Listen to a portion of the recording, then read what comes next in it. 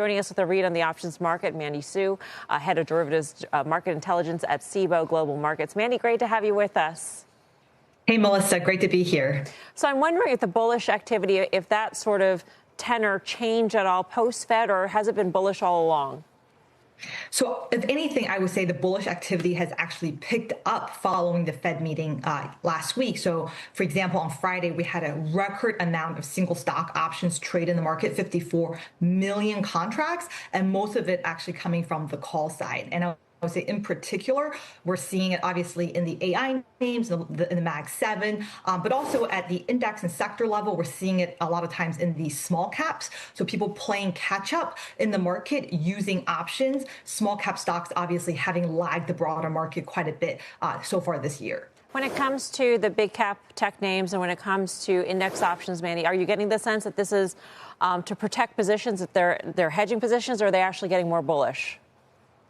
I would say it's a good mix. Yeah. So people think obviously options typically tend to be speculative, but a lot of people could be using it to replace underlying stock positions, in which case it's actually taking risk off the table.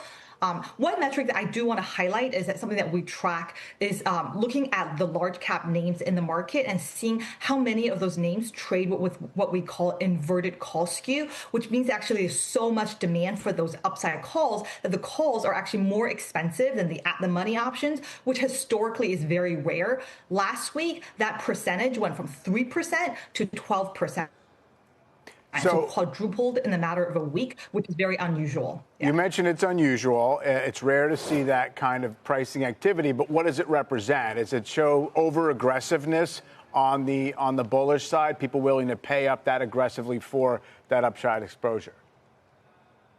Yeah, so we're seeing it in the single stock activity in terms of the flurry of bullish call buying that we're seeing. At the index side, we're seeing a decline in hedging demand. So if you look at like the cost of puts, for example, those upside calls. So you can put those two together. That to me tells me that investors really reaching for the upside here using options. And I think, it contrasts obviously also with what's going on in the underlying stocks, because if you look at the sector rotation that we saw last week, there's certainly a big shift away from the defensives towards the cyclical sectors. I would say the risk on sentiment, you can see it through options, and you also see it through the underlying sector rotation that we saw last week as well. So the options market on equities indicate a bullishness, and at the same time you're seeing in terms of the options activity in bonds that the bond market is actually pricing in higher inflation. So is the message overall that the markets are signaling a growth environment?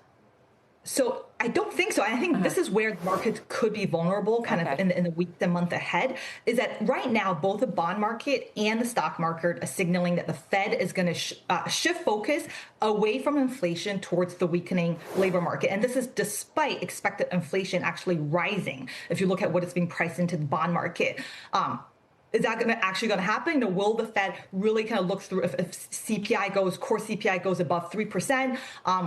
Will they cut rates as expected? I think that's to be seen. That's the first point. And the second is that people, I think, are focusing on the rate cuts and the easing in financial conditions and not on the underlying reason why, and that is the weakening economy. So to me, those are kind of, what I would watch for is if we do start to see either a pickup in inflation or a more dramatic deterioration in the labor market and underlying economic data, because that I think is, what could potentially be a hiccup for markets down the line.